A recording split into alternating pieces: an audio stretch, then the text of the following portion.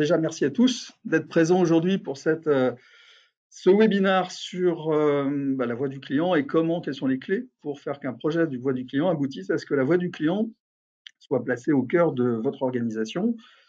Je suis Philippe Guénoc, je suis directeur marketing et expérience client chez Akio. Akio, c'est un éditeur de logiciels français qui est spécialisé en expérience client et plus précisément sur la qualité du service client. Et je suis accompagné par Adeline Salvetta, qui est chef de produit, en particulier sur Akio Insights, et qui va intervenir longuement pour présenter un produit qui sera, donc Akio Insights, qui sera l'illustration de la première partie. Alors, ça va se passer de la façon suivante. On va d'abord brosser un petit peu ce qu'est la voix du client, rapidement. On va passer en revue ce qu'est la voix du client aujourd'hui, c'est une sorte d'état des lieux, et puis évoquer cette question de la voix du client au cœur de l'organisation ou pas, et évoquer les principaux défauts, les principaux pièges à éviter, les limites également du sujet, et puis également tout ce qu'il faut faire à l'inverse, c'est une tautologie, pour que ça fonctionne et que ça apporte le plus de valeur possible à l'entreprise. Alors tout ça, toute cette partie un petit peu conceptuelle de départ va être ensuite démontrée. L'objectif, c'est d'être le plus concret possible. Et donc, cette démonstration que va assurer Adeline va vous présenter ce qui existe aujourd'hui. Donc, c'est un état des lieux de la voix du client dans les centres de contact, illustré donc avec un outil qui est Akio Insights, mais qui est nourri par des échanges qu'on a avec des partenaires, avec des concurrents également, qui font, certains d'entre eux en tout cas, le même travail que nous sur le sujet. Et donc, on va vous présenter la situation présente. Et puis, dans une troisième partie, on va évoquer l'avenir. Alors, un avenir à très court terme, on ne va pas faire de la science-fiction, on va évoquer des choses qui sont en train d'être mises en place, soit sous forme de test, soit sous forme de proof of concept, ou qui vont être mis à disposition dans quelques semaines ou quelques mois, là on parle de 2023 ou plus tard début 2024, avec un certain nombre d'applications concrètes pour que ces travaux de deep learning, on va revenir aussi sur les termes, ces travaux de deep learning puissent profiter au centre de contact, en particulier à l'agent. On parle d'agent augmenté. Qu'est-ce qu'un agent augmenté? Comment est-ce que concrètement on va pouvoir faciliter le travail de l'agent et le rendre plus performant et faciliter aussi son bien-être? Voilà les sujets qu'on va aborder. Et comme on n'a pas forcément la science infuse sur tout, l'idée, c'est aussi de vous donner la parole. Alors, ce qu'on va faire, c'est que vous avez la possibilité, pendant ces parties de présentation, de poser des questions, donc via l'onglet questions. Et puis, à la fin, il y aura un débat. Vous aurez la possibilité toujours de poser des questions et on réagira en direct, soit de lever la main et on vous donnera la parole. L'idée, c'est que c'est un sujet qui est assez complexe, donc on a quand même besoin d'avoir une première partie. On va vous faire un récit de ce qu'est aujourd'hui l'état des lieux en matière de voix du client, puis il y a cette partie démonstration. Mais après, toutes les expériences, celles que vous connaissez déjà, celles que vous avez vécues, sont les bienvenues, puis vous avez probablement également des questions et c'est bien de vous entendre. Voilà, on est preneur également de vos témoignages. Qu'est-ce que j'ai oublié? Donc, je vous ai indiqué pour la partie interaction, pour information, donc ce webinaire est enregistré, en vue notamment d'être diffusé par la suite, au moins sous une forme de diffusion, forme light. C'est parti. Alors, on va commencer en prenant un peu de recul, si vous voulez bien, en ne parlant pas tout de suite de technologie, mais en se posant la question de à quoi tout ça sert. C'est quoi le pourquoi? Pourquoi est-ce qu'on parle de voix du client? Et faut prendre un petit peu de recul et quitte à enfoncer un peu des portes ouvertes, mais vous allez voir que ce ne sont pas des portes si ouvertes que ça. La première des choses, c'est fondamentalement ce qu'on recherche tous, in fine, au travers de tout ce qu'on met en place dans nos activités et métiers respectifs, c'est de valoriser l'entreprise. Et on sait depuis maintenant très longtemps, ça a été prouvé de multiples reprises, qu'une des façons de valoriser l'entreprise, qui est la plus efficace, c'est de faciliter la fidélisation des clients. Alors c'est Reichel qui, dès le début des années 2000, en parlait dans The Loyalty Effect, c'est The Experience Economy de Joseph Pine, et là c'est une preuve beaucoup plus récente encore, si vous proposez une bonne expérience client à vos clients, nos amis d'HubSpot ont montré au travers d'une étude que vous avez 7 fois plus de chances d'avoir un réachat que si vous leur avez fourni une expérience négative. Alors évidemment, ça paraît évident, c'est-à-dire que on comprend tous la chose, sauf que premièrement, là on a un multiplicateur par 7, c'est bien la preuve que c'est un vrai sujet, ce sujet de l'expérience, et que c'est un sujet dont les entreprises font bien de s'emparer. Il y a notamment un indice qui existe depuis des années qui s'appelle l'AXI, un indice américain, qui fait la corrélation chaque année entre la valorisation des entreprises américaines en bourse et le niveau de satisfaction de leurs clients. Donc c'est vraiment un sujet fort, ça c'est le premier point. Et puis le deuxième point, c'est que c'est pas parfait du tout. On a beau savoir que ça existe depuis 2000 et qu'il faut le travailler, même on le savait avant en vérité, voilà, ça c'est Gartner qui en 2021, au travers d'une étude, montre que globalement, les consommateurs et les décideurs, parce que ça concerne aussi bien le B2B que le B2C, trouvent que l'expérience qu'ils vivent au travers de leurs interactions avec les entreprises et avec les produits et services de ces entreprises sont plutôt mauvaises. Seuls 31% d'entre eux sont satisfaits. Donc il y a du boulot. Et du coup, la question, c'est comment fait-on pour améliorer les choses? Et dans le comment fait-on, la première des questions à se poser, me semble-t-il, c'est de se poser où fait-on? Quel est le levier principal qui permet d'améliorer la Customer Experience, la CX, l'expérience client? Le premier levier, c'est le service client, à 52%, selon l'Observatoire des services clients en 2020. Le service client, c'est le premier contributeur de l'expérience. Pourquoi? C'est un momentum. C'est le moment où le client entre en relation physiquement avec l'entreprise et qui peut se créer une intimité dans la relation. Et donc, il y a quelque chose qui dépasse la notion pure de j'ai acheté un produit, je le consomme, qui est quelque chose qui entre aussi dans le domaine quelque part de l'affectif et donc de l'expérience. C'est très très fort. Or, lorsqu'on se préoccupe du service client et de ce qu'attendent les clients finaux des services clients, que demandent-ils pour que leur expérience soit la meilleure possible? Évidemment, ils demandent que quand ils posent une question, on leur réponde et qu'on leur réponde correctement. Lorsqu'ils font une réclamation, qu'on trouve des solutions. Et ça, c'est l'objectif. Le moyen d'y arriver, disent-ils, en premier lieu, c'est de bien comprendre leurs besoins. C'est vraiment la première chose qu'ils disent. Donc, bien connaître son client, c'est la meilleure garantie de, améliorer le service client et la qualité perçue du service client, donc d'améliorer, et je reviens sur les slides précédents, la contribution à l'expérience client, donc de fournir une bonne expérience et donc d'améliorer la valeur de l'entreprise. Voilà pourquoi c'est un sujet absolument fondamental et que, notamment, c'est ce que montre Gartner, depuis maintenant plusieurs années, l'expérience client, les outils d'expérience client, les pratiques et les logiciels d'expérience client sont ceux qui ont vu les budgets dépensés par les entreprises croître de façon la plus importante dans l'ensemble des domaines liés à l'entreprise. Alors, pour améliorer l'expérience client, et là on va rentrer un peu plus maintenant dans la technologie, il y a évidemment pas mal de choses possibles. Une des choses possibles, bien sûr, c'est tout simplement d'améliorer la formation des agents, de façon à ce qu'ils fassent preuve de davantage d'empathie, qu'ils soient capables de poser des questions qui soient pertinentes en regard de la demande du client. Donc il y a un certain nombre de bonnes pratiques. Et puis évidemment aussi, il y a la technologie. Et la technologie qui est de plus en plus présente, prégnante maintenant dans les centres de contact. Elle est en vérité très présente. Pour tout dire, par exemple, Akio a été le premier éditeur en France à mettre en œuvre des technologies d'intelligence artificielle dans le centre de contact. Ça date de début 2000, donc c'est vraiment c'est pas récent. Et de fait, on peut dire que aujourd'hui, si on parle beaucoup des chats GPT et consorts comme Google Bard par exemple, c'est que depuis ces premiers temps, alors on pourrait même remonter jusqu'en 1960, mais c'est depuis quelques mois, on a constaté une évolution très très forte de la technologie, en particulier dans une opposition qui existe depuis le début entre ce qu'on appelle l'intelligence déductive et l'intelligence inductive, qui fait qu'avec le deep learning, et je vais revenir sur ces termes, je ne vais pas vous laisser dans le flou comme ça, avec le deep learning, on a assisté ces derniers temps à des progrès tout à fait considérables. Alors vous les avez tous vus et connus, je ne vais pas revenir dessus, en particulier avec évidemment ChatGPT.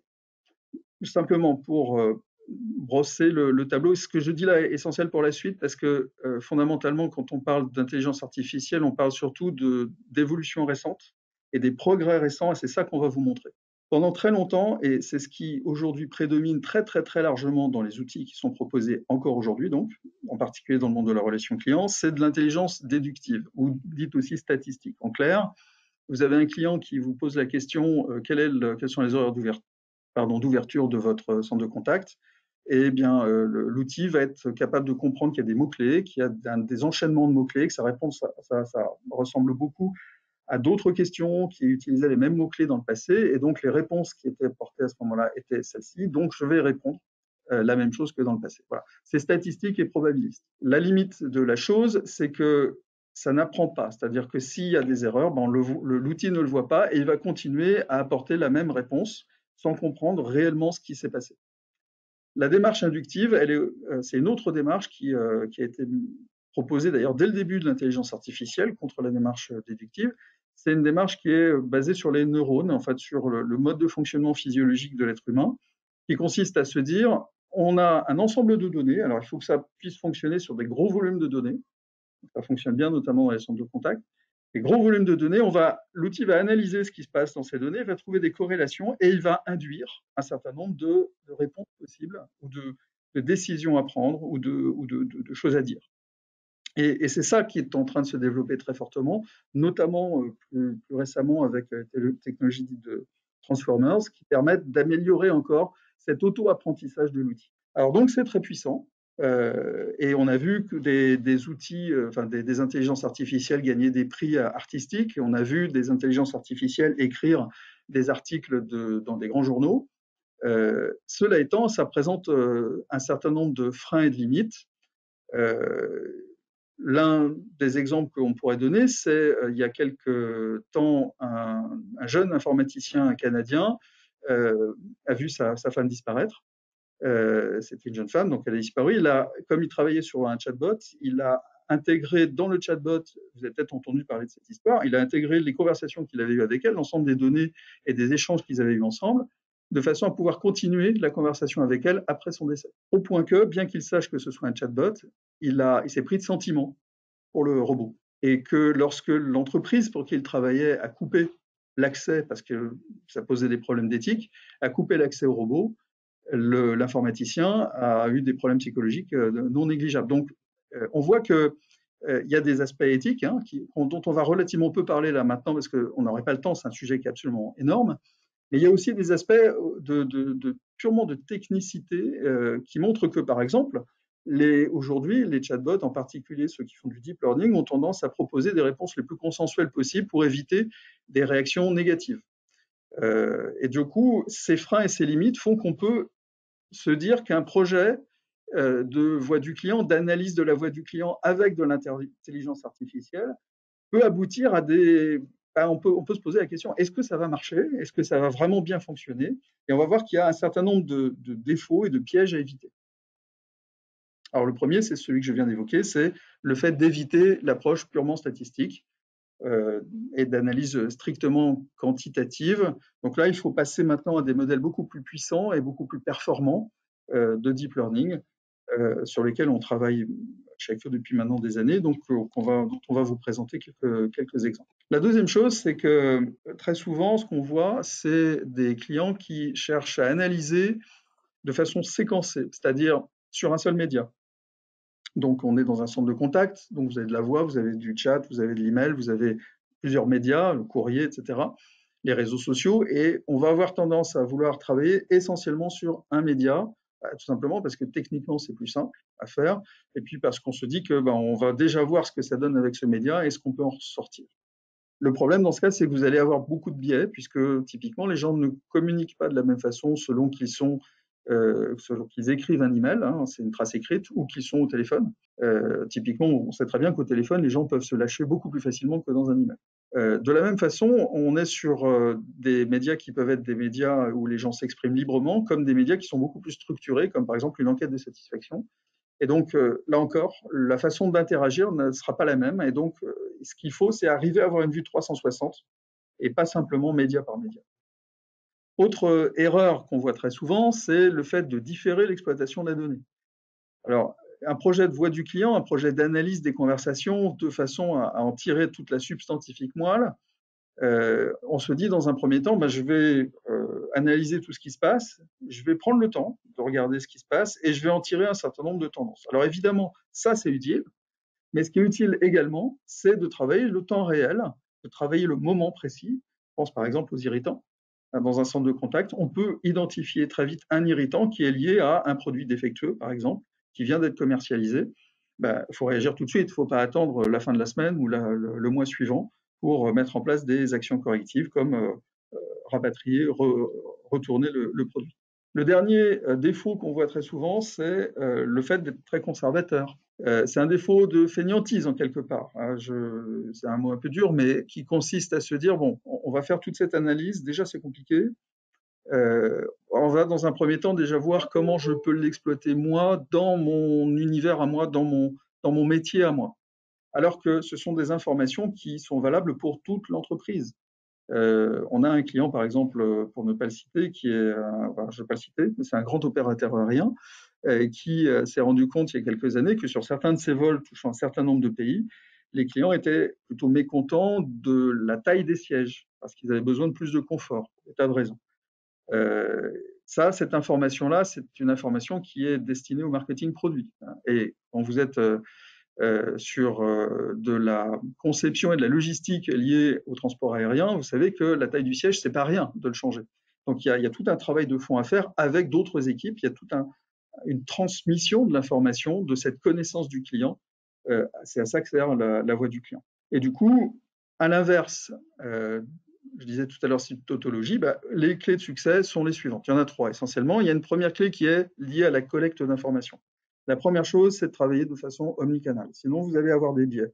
Et donc, travailler de manière omnicanale, ça veut dire avoir un outil qui est capable de remonter des informations de tous les canaux, qu'ils soient liés à des médias de sollicitation ou de non-sollicitation. Donc, ça peut être, effectivement, je parlais tout à l'heure d'avis clients ou d'enquête de satisfaction, où là, on sollicite le client, comme ça peut être des canaux beaucoup plus de liberté d'expression, un email qui est envoyé ou un échange téléphonique. Ça, c'est la première chose. Le deuxième point qui est essentiel, c'est de travailler à la fois sur du temps réel et sur du différé. Mais qui dit temps réel et différé, le plus dur, c'est le temps réel. Et donc d'être capable d'avoir une analyse temps réel basée avec de l'intelligence artificielle. Et donc là, le postulat de base, c'est qu'on soit en TAL, c'est-à-dire en traitement automatique du langage, et en deep learning, de façon à avoir une technologie suffisamment puissante pour être capable de travailler en temps réel et pas sur simplement des analyses statistiques. Ça, de façon à pouvoir, d'une part, identifier des signaux faibles, des irritants, j'en parlais tout à l'heure, et puis d'autre part, d'aider au pilotage et au suivi de la satisfaction client, parce qu'évidemment, et c'est le troisième point, derrière, ce qu'il faut, c'est pouvoir partager tout ça. Déjà, d'en avoir une vue soi-même, c'est-à-dire d'être capable de construire des outils de reporting qui permettent de savoir où on se situe. Et puis, le point également, c'est de pouvoir diffuser cette connaissance qu'on a des clients, de sensibiliser l'ensemble des équipes métiers avec des modes opératoires à mettre en place et d'accompagner la prise de décision, parce qu'il ne s'agit pas simplement de transférer cette information telle que les clients actuellement sont mécontents du prix de tel produit. Il s'agit de l'expliquer, de l'expliciter auprès de ceux qui sont les destinataires de cette information dans l'entreprise, donc typiquement le marketing ou la direction financière, et par ailleurs de les aider aussi à avoir une boucle d'amélioration continue, c'est-à-dire que derrière, eh bien, ils vont mettre en place un certain nombre d'actions correctives, il faut pouvoir mesurer que ces actions correctives ont abouti à des résultats positifs. Donc partager, diffuser, et puis avec une amélioration continue. Voilà pour les clés de succès d'un projet voix du client. Et j'ai largement dépassé le temps qui m'était attribué. Je vais quand même, avant de passer la parole à Adeline, qui va vous présenter tout ça de manière beaucoup plus concrète que moi, vous parler en 2 mots de qui on est, de façon à ce que, enfin, quelle est notre légitimité pour vous parler de tout ça. Alors, je vous disais, Akio, c'est un éditeur logiciel depuis 98, donc 25 ans déjà. 200 clients, 2000 utilisateurs, spécialisés dans l'expérience client, je l'ai dit. On est cité par les analystes parmi les acteurs importants du marché en matière notamment de voix du client, notamment dans le cadre de Frost & Sullivan, plus généralement de l'expérience client. Et puis un point important, on est une société française, comme le nom ne l'indique pas, très attachée au modèle européen, notamment de sécurité, de confidentialité des données. Donc on est un des premiers éditeurs à avoir été certifié ISO 27001. On est certifié Quality pour la qualité des formations et du service. Voilà, et on est très attaché au Made in Europe. On mène actuellement une initiative pour favoriser le modèle européen, notamment auprès des pouvoirs publics. Pour toutes ces raisons et d'autres, on a été choisi par Alcatel-Lucent Enterprise comme partenaire mondial pour son offre de centre de contact, avec une offre qu'on a construite ensemble qui s'appelle ALE Connect. Et puis, je dirais plus généralement, on est lauréat de nombreux awards pour notre capacité d'innovation. Et là, je disais tout à l'heure, on a été les premiers en France à introduire l'intelligence artificielle. On pourrait parler également de liens entre les l'UCAS et le CECAS. Ce que je vais vous présenter là en 2 mots, de façon à introduire la démonstration par Adeline, c'est notre offre. Et pourquoi est-ce que je vous parle de notre offre? Parce que ce dont on va vous parler là maintenant, ça s'inscrit dans des périmètres métiers. Et donc, c'est rattaché à ces différentes offres. Donc là, le premier périmètre métier, c'est simplement le périmètre du centre de contact. On reçoit, c'est Accueil Unified, on reçoit des demandes, enfin vous recevez des demandes. Elles sont distribuées au bon agent, c'est-à-dire celui qui est disponible, celui qui est compétent pour répondre, celui qui a déjà un historique avec le client. Et puis, à l'agent, on met à disposition un certain nombre d'outils pour l'aider à répondre de la façon qui soit la plus efficace possible. Des outils, typiquement d'intelligence artificielle, on va y revenir. L'autre offre, c'est Acquio TWS. Là, c'est une offre, pour dire les choses très simplement, c'est un Teams version centre de contact. C'est comme Teams, mais intégré dans le centre de contact. Ça permet typiquement à un agent d'entrer en contact avec n'importe quel expert, où qu'il soit, chez lui, par exemple, ou à l'extérieur, ou sur son smartphone, de créer une bulle de conversation entre l'expert et le client final, et de suivre tout ça, notamment via des visioconférences, des reporting, etc. Et puis l'offre dont on va le plus parler maintenant, qui va faire l'objet de la présentation là d'Adeline, c'est Insights. Acquio Insights, c'est une offre donc d'analyse des conversations, de recherche des insights, donc de cette information cachée qui est essentielle pour comprendre le client, pour avoir une meilleure connaissance du client et déverser cette connaissance dans l'entreprise, et qui peut se séparer, mais qui peut se décliner en deux. Il y a d'abord vraiment la voix du client, c'est-à-dire l'analyse des conversations dans le centre de contact, et puis la e-réputation, qui est l'analyse des conversations sur les réseaux sociaux et sur tous les autres canaux qui sont extérieurs à l'entreprise. Quelques clients, on est dans tous les secteurs d'activité qui ont à gérer des volumes importants de données, donc aussi bien le e-commerce, bien sûr, c'est important, mais également le secteur public, les mutuelles. Vous en voyez quelques exemples ici, le transport. Et du coup, je vais pouvoir passer la parole à Adeline. Alors, j'ai pris beaucoup trop de temps, j'en suis désolé. Je me suis épanché. Adeline, à toi, c'est le point le plus important, c'est de présenter où on en est aujourd'hui, des technologies de deep learning et d'analyse des conversations, et ce qu'on peut faire d'ores et déjà aujourd'hui. Bonjour à tous et merci Philippe pour cette mise en contexte. Ok, donc on va passer tout de suite dans le vif du sujet avec une démo du produit Acquio Insight. Donc aujourd'hui la démo est basée sur un projet voix du client sur le secteur d'activité du retail et de la mode, réalisé à partir de données anonymisées issues de différentes sources. Donc Acquio Insight, c'est une application web et mobile qui centralise en temps réel l'ensemble des interactions entre vous et vos clients. Donc l'application est composée de plusieurs modules qui vont vous permettre d'appréhender la voix du client dans son ensemble avec une vue à 360 degrés. Donc déjà, on a le module data. Dans ce module, donc, on peut visualiser dans la liste l'ensemble des interactions en temps réel sur votre projet. Vous pouvez également faire un focus sur un petit groupe de données en filtrant votre recherche, en utilisant notamment les différents critères pour choisir par exemple la période, la langue ou encore les canaux que vous souhaitez visualiser. On va retrouver ce module de recherche à plusieurs endroits dans l'application et notamment sur le module dashboard.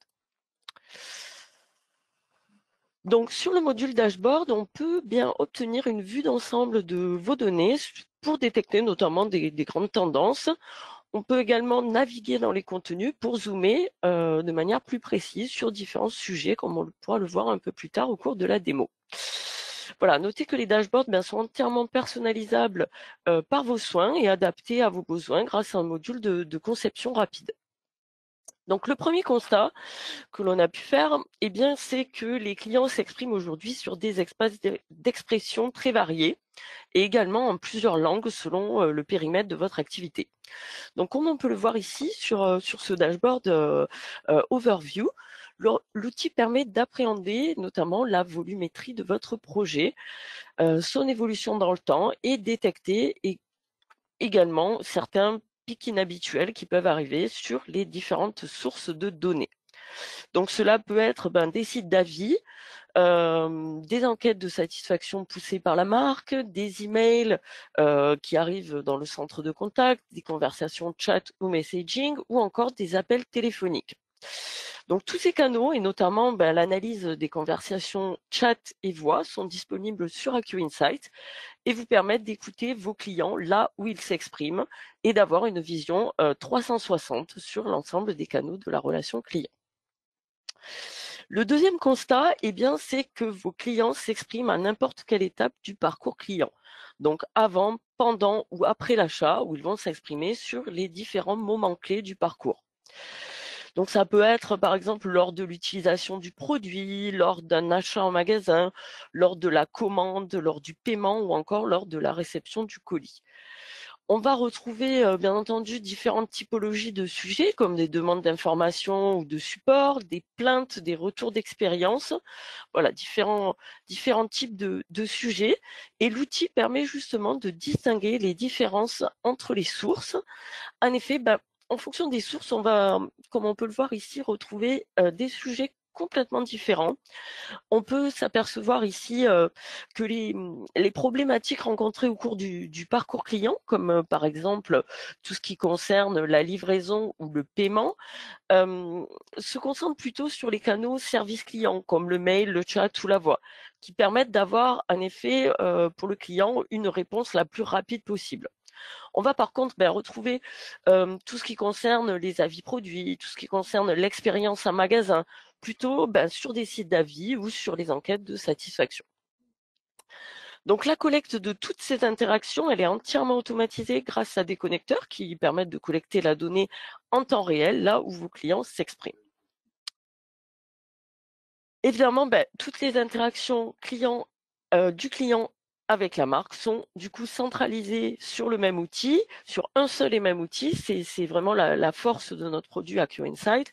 C'est ce côté central qui permet justement de ne pas se focaliser sur un seul canal, mais d'avoir une vision globale sur l'ensemble de vos.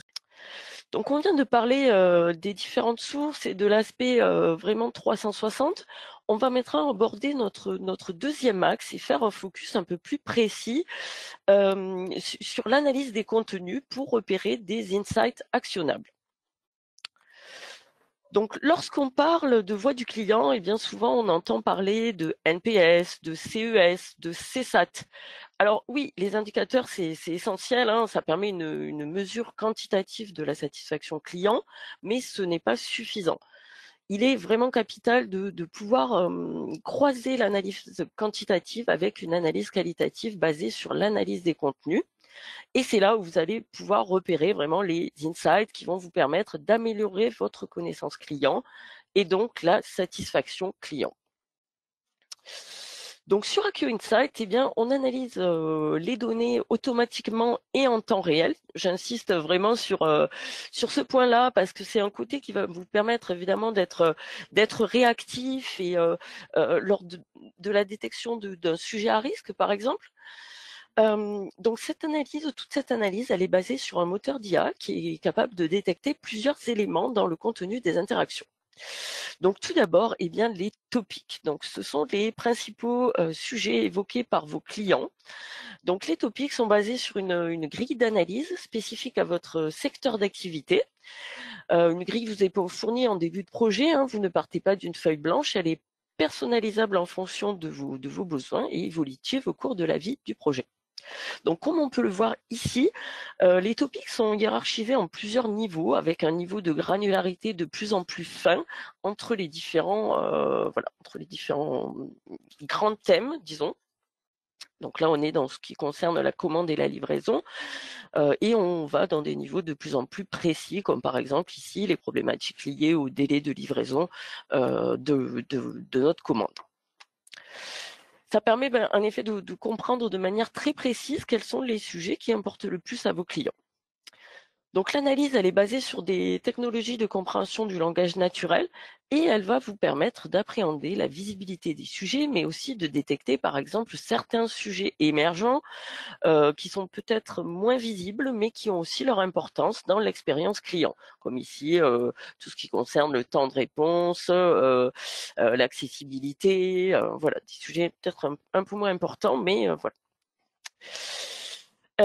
Il est également possible, comme vous le voyez ici, d'explorer facilement les contenus en cliquant sur un topic. Donc là, j'ai cliqué sur le délai de livraison. Donc je vois sur le côté tout ce qui concerne tout ce que les clients ont évoqué au sujet du délai de livraison. Et ça permet vraiment d'explorer facilement les contenus en cliquant sur un topic ou un autre. On a les verbatims qui s'affichent ici sur le côté dans la liste.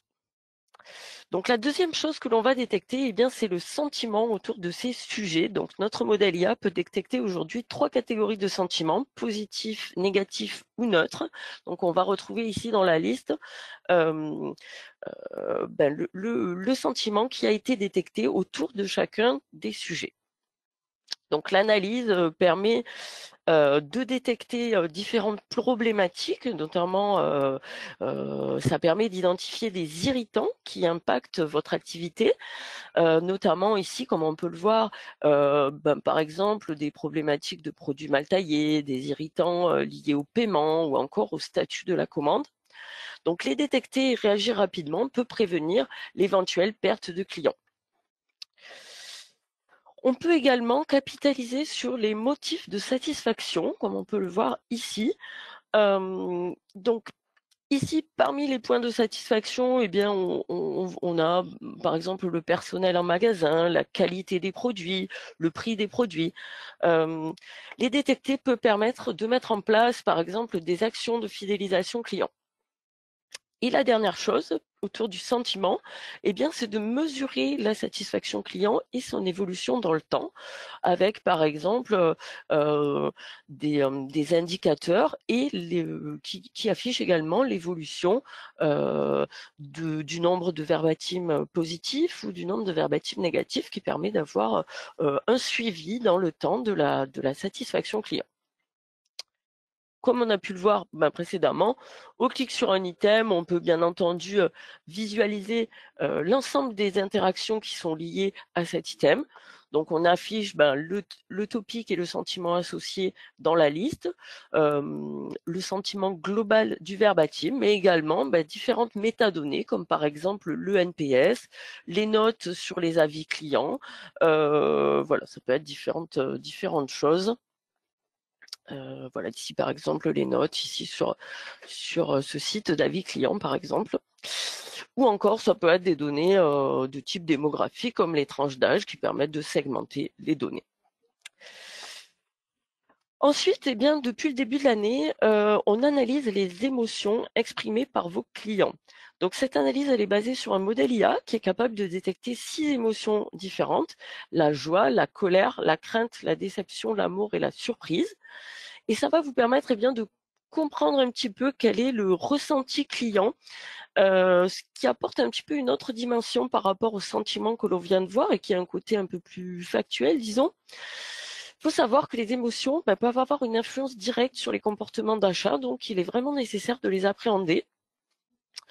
Donc par exemple ici, si je fais un petit zoom sur la catégorie déception, eh bien je peux consulter les verbatims des clients déçus et je peux également filtrer mon dashboard avec les sujets qui ont déçu mes clients. Donc ça me permet de comprendre vraiment en détail quels sont les sujets qui ont déçu mes clients. Donc là, dans mon cas, plutôt des thématiques liées aux produits comme le modèle, la taille ou là encore la couleur.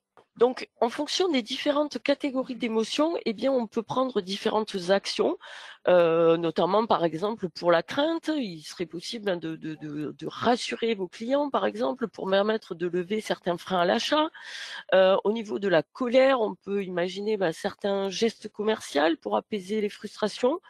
Et au niveau, par exemple, de la joie et l'amour, on peut par exemple imaginer des actions de fidélisation client ou de recrutement d'ambassadeurs pour la marque et ses produits.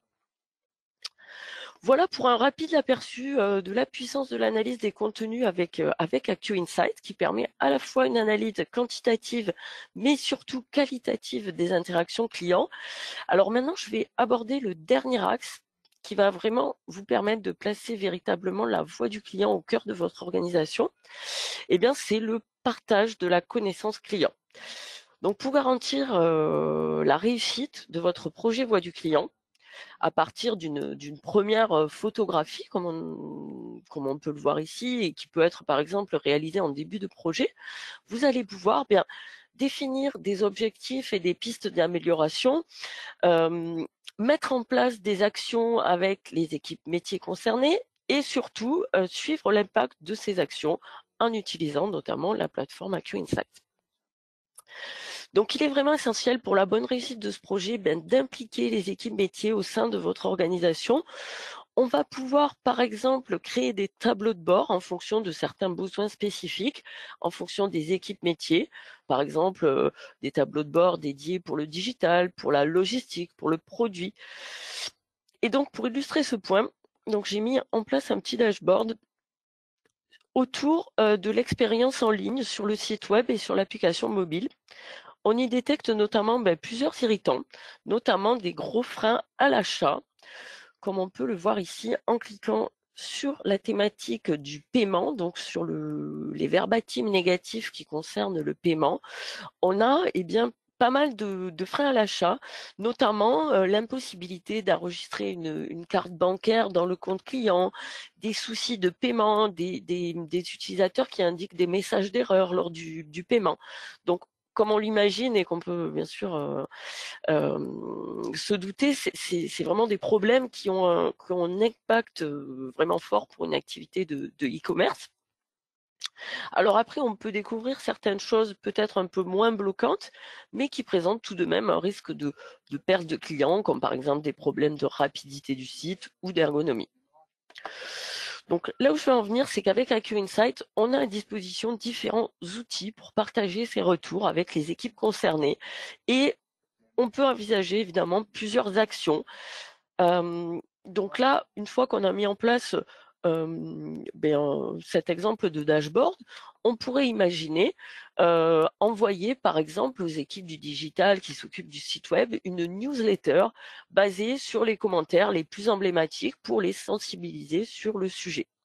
Voilà, par exemple, un petit exemple de newsletter que l'on peut réaliser à partir d'un module disponible sur AQ Insight, avec une description très brève sur le sujet, quelques verbatims qui permettent d'illustrer le sujet, et surtout un lien public vers le dashboard que je vous ai montré, qui permet d'aller consulter le dashboard qui est mis en jour en temps réel. Voilà, donc là, il n'y a pas besoin d'être logué à la plateforme. C'est vraiment un rapport dynamique que vous partagez avec vos différentes équipes. En parallèle, il est également possible de mettre en place des alertes email sur des points particulièrement sensibles, comme ce que l'on vient de voir, qui peuvent avoir vraiment un impact réel sur votre activité.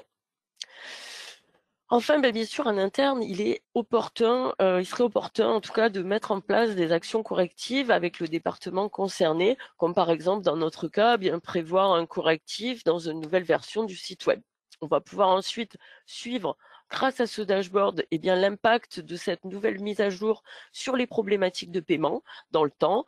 Normalement, logiquement, le sentiment négatif autour de ces sujets devrait évidemment diminuer. Donc, il est possible en quelques clics, vous l'avez vu, de partager ce dashboard avec les équipes métiers afin de mettre en place un suivi régulier des irritants, mais également ça pourrait être des motifs de satisfaction.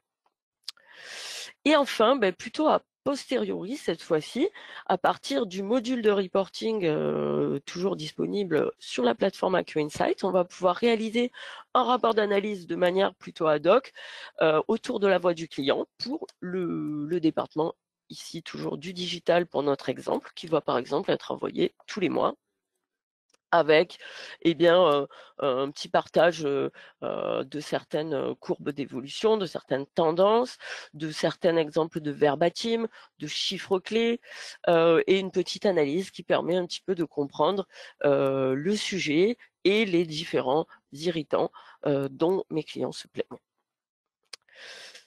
Donc, en faisant remonter les insights, les besoins et les attentes grâce aux différents outils, vous allez pouvoir sensibiliser les équipes métiers à la voix du client, partager les retours d'expérience sur leur domaine d'activité et surtout les impliquer dans ce projet et les accompagner dans leur prise de décision avec évidemment comme objectif la satisfaction globale de vos clients. Donc chez Akio, vous avez à disposition une équipe d'experts dans différents domaines, que ce soit en gestion de projet, en linguistique, en data science, qui vous accompagnent tout au long de la vie du projet, de la mise en place jusqu'à la conception de dashboards, de livrables, pour atteindre vos objectifs et faire évoluer votre projet également au fil du temps en fonction de vos besoins. Voilà, j'espère que ces quelques cas d'utilisation vous auront permis d'un petit peu mieux cerner les 3 axes et les clés pour placer la voix du client au cœur de votre organisation. Je vous invite bien sûr à poser toutes vos questions dans le chat. On y répondra en fin de séance. Et pendant ce temps, je vais laisser la parole à Philippe qui va, pour conclure, vous parler en avant-première du projet Insight in Unified pour comprendre comment on peut tirer parti de cet ensemble de fonctionnalités dans un outil de gestion de la relation client. Merci Adeline. Alors effectivement, on va ouvrir un petit peu à la fois les chakras et puis le laboratoire de R&D d'Akio. Ce dont je vais parler maintenant, c'est plus le présent, c'est l'avenir, mais un avenir très très proche, puisque là on parle de quelques semaines pour les premières applications dont je vais parler, et voire de quelques mois pour celles dont je parlerai plutôt à la fin. On va vous présenter 5 applications voix du client pour l'agent augmenté. Qu'est-ce que ça veut dire? C'est comment ce que Adeline vient présenter, donc toutes ces fonctionnalités deep learning, d'analyse du langage, comment les réintégrer dans le centre de contact pour permettre à l'agent de disposer de capacités supplémentaires qui le rendent plus performant. Comment le faire de manière très concrète. Alors, voici 5. Donc, vous voyez, c'est les fonctionnalités du moteur Insights, enfin de l'outil Insights, qui sont réintégrées dans le centre de contact. Donc, la première, alors celle-ci, elle sort du four en fait. Elle est en cours de test à la fois dans nos labos, mais déjà en proof of concept chez certains de nos clients. C'est une application très simple, je dirais très simple, très évidente surtout. C'est identifier les thèmes détectés dans la conversation avec le client. Avant toute chose, là, je prends des exemples sur l'email, en l'occurrence. Donc là, on voit, c'est un écran d'Akio Unified, donc qui est un logiciel de gestion des demandes entrantes. En l'occurrence, ici, il s'agit d'un email, un dossier email.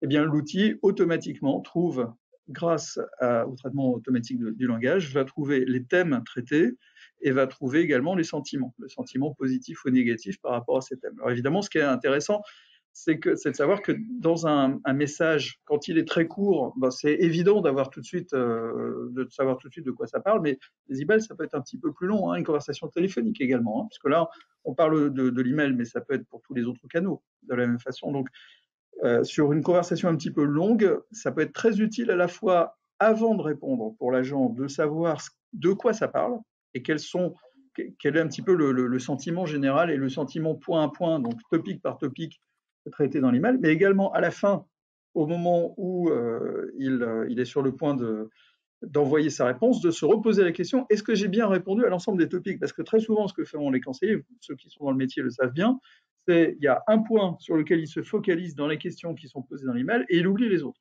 Et là, ça permet de se refocaliser sur tous les points qui sont à traiter dans la demande. Donc ça, c'est un premier point, je dis, en cours d'installation, ce sera mis commercialisé dans les semaines qui viennent. Le deuxième point, c'est alors quelque chose de très prometteur en termes de productivité pour les agents. Il faut imaginer le cas de figure où, pour une raison X ou Y, vous avez un grand nombre de demandes qui portent à un moment donné sur le même sujet. Donc, par exemple, il y a un nouveau produit qui vient d'être lancé, il y a un problème, il y a des grèves. Alors, on a un client, par exemple, qui est un opérateur de transport en commun dans le sud-est de la France. Eh bien, là, en ce moment, il est évidemment très, très impacté par les grèves, les mouvements de grève. Et donc, lui, il y a beaucoup de demandes qui portent sur les horaires, les disponibilités des bus et des tramways. Du coup, cette question à ce moment-là, c'est comment faire pour que, finalement, donner la possibilité à l'agent de traiter toutes les demandes qui portent sur le même sujet à la suite, les unes des autres, de façon à ce que, ce soit plus efficace, plus rapide et plus agréable également à traiter pour l'agent, qui n'ait pas à se diluer entre une réponse sur le sujet 1, puis une réponse sur le sujet 2, puis on revient au sujet 1, puis on passe au sujet 3, puis on revient au sujet 1, etc. Donc à la fois pour le bien-être du conseiller et pour être plus efficace dans les réponses, c'est un outil qui peut être très très utile. Là, l'outil automatiquement identifie les topics selon le thème et va créer une arborescence de topics qui permet à l'agent d'aller se focaliser, se concentrer sur des dossiers, sur des demandes qui sont liées à un topic donné, à un thème donné. Troisième application, on s'éloigne un petit peu dans le temps en termes de mise à disposition, mais on reste sur 2023 ou plus tard début 2024. Ça, c'est plus pour le superviseur. Et c'est absolument essentiel parce qu'il s'agit d'améliorer l'optimisation des ressources du centre de contact. Alors là, il faut imaginer par exemple un acteur du e-commerce. Je prends cet exemple. Un acteur du e-commerce qui, pour optimiser les ressources disponibles dans le centre de contact, a besoin d'identifier la façon dont les gens répondent produit par produit. Donc en fait, il considère que tous les produits, chaque produit est une file. Et donc il va analyser in fine, en termes de statistiques, le temps passé pour traiter telle demande sur tel type de produit. Sauf que dans son catalogue, il peut avoir 1500 produits différents. Et donc il est obligé de créer 1500 fils. Et ça devient très très vite ingérable, parce qu'évidemment, les produits vivent, hein, il faut les maintenir, donc les fils, il faut les changer. Et puis quand on crée une file, on ne crée pas que la file, on crée les compétences qui sont rattachées à la file, on la paramètre, il y a un ensemble de règles qui sont rattachées. Donc ça devient vite une usine à gaz, c'est pas possible de continuer. Donc là, l'outil permettra, dans peu de temps, encore une fois, on est là à quelques semaines ou quelques mois près, il va permettre de créer à la volée, c'est l'outil lui-même qui crée par un auto-apprentissage, de créer automatiquement des fils, de façon à ce que l'outil derrière puisse analyser automatiquement la façon dont ça a été traité, bien traité, moins bien traité, rapidement, moins rapidement, etc., fil après fil. Et alors l'autre intérêt, c'est que du coup, la notion de fil, puisque là on est sur du thème, la notion de fil telle qu'elle existe dans Acqueo Unified, comme dans n'importe quel logiciel de gestion de centre de contact, peut être utilisée pour d'autres sujets. Par exemple, niveau 1, réponse niveau 1, réponse niveau 2, réponse niveau 3, ce qui permet d'améliorer encore la finesse d'analyse et de supervision du centre de contact.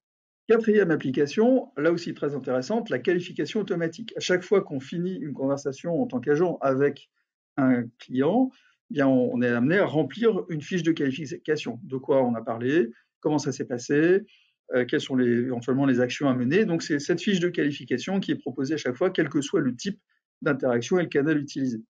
Là, l'idée, c'est que l'outil puisse pré-remplir la fiche de qualification grâce à sa compréhension fine de ce qui s'est dit et de ce qui s'est passé pendant la conversation. Je dis bien pré-remplir, ça ne veut pas dire qu'il va le faire à la place du conseiller, il va lui proposer, lui suggérer un remplissage et ce sera ensuite au conseiller de le valider. Alors, on peut automatiser un certain nombre de choses, mais on va voir que ce n'est pas forcément tout de suite à mettre en place. Il faut encore faire travailler l'outil pendant un certain temps avant de mettre en place, parce qu'on est sur de l'auto-apprentissage. Et donc, plus il va travailler sur du volume, plus il va être performant et efficace. C'est la cinquième application sur laquelle on travaille, hein, parmi d'autres, hein, parce que là, j'en ai cité 5, mais il y en a plusieurs autres qui sont à l'étude. C'est la suggestion d'actions et des actions automatiques. Là, l'idée, c'est de se dire, vous recevez un email, l'agent reçoit un email, l'outil automatiquement va lui proposer, va lui dire, celui-ci, tu as peut-être intérêt à le transférer à tel autre fil de compétences parce que ça ne concerne pas forcément la bonne file. Là, la personne s'est trompée ou n'a pas posé sa question au bon endroit. Ou encore, il vaut mieux poser la question directement à l'expert parce que je sais, moi, assistant virtuel, qu'il n'y a pas de réponse type associée à cette demande. Et donc, l'outil suggère des actions, ce qui permet là encore de gagner du temps et de l'efficacité. Et donc, on peut effectivement imaginer, c'est ce que je disais, d'automatiser ça, c'est-à-dire que il y a déjà des outils d'automatisation dans Acqueo Unified qui permettent d'envoyer automatiquement des réponses types, mais c'est essentiellement par mots-clés. Et vous avez vu que l'usage des mots-clés, enfin, l'aspect purement statistique, a des grosses limites. Donc là, l'idée, c'est d'utiliser cette recherche en profondeur, cette analyse profonde, pour pouvoir automatiser par la suite des réponses. Donc là, on est plus dans un domaine de bot et d'apprentissage et de coaching du moteur d'apprentissage. Voilà pour les quelques applications essentielles qu'on voit apparaître peu à peu et qu'on va mettre en place dans le centre de contact, dans le service client, en plus de ce qui existe déjà et qui est déjà en cours et depuis des années. On a déjà plein de clients qui fonctionnent avec Acqueo Insights et qui en sont très satisfaits. Voilà, et donc on est à votre disposition pour la suite. Je vous disais qu'il y a une conférence le 28 mars. On serait ravis de vous accueillir sur notre stand sur stratégie client. Et puis, par ailleurs, n'hésitez pas à prendre contact avec nous. Vous avez nos coordonnées de contact qui sont dans l'email d'une part que je vous ai adressé pour la confirmation de ce point et puis également ici. Voilà, merci à tous. On vous souhaite une excellente fin de journée et à très bientôt. Au revoir. Au revoir.